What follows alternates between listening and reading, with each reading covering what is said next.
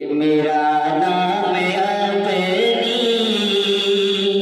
हथेली पे लिखे करे, मेरे दुश्मनों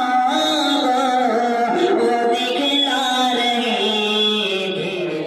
के हवाले से आज हमारी हाजिरी हुई, बहुत खुशी की बात है।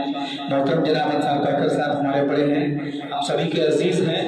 और बहुत पुराना ताल्लुकात है, हमारे वालिद मोहतरम साहब से भी है था। और वहीं पे हमारे अंसार भाई जो हम लोग के बड़े अजीज हैं, हमारे बड़े हैं और कहे बगैर किसी न किसी नशीब वगैरह या तो बहुत सी प्रोग्राम में दारा शिरकत हुआ करती, हाजिर में शुरू हुआ ना तो बतौर खास आज की सदारत हमारे बड़े भाई अंसार बैजापुरी साहब के हवाले से सदर बावकार की इजाजत चाहते हुए आज की निजामत भाई घर बार की तेजबार में मोहतरम जनाब अंसार पैकर साहब के हवाले से बतौर खास और मेरे बड़े अजीज आरिफ जवाली साहब जो उस्ताद मोहतरम कहा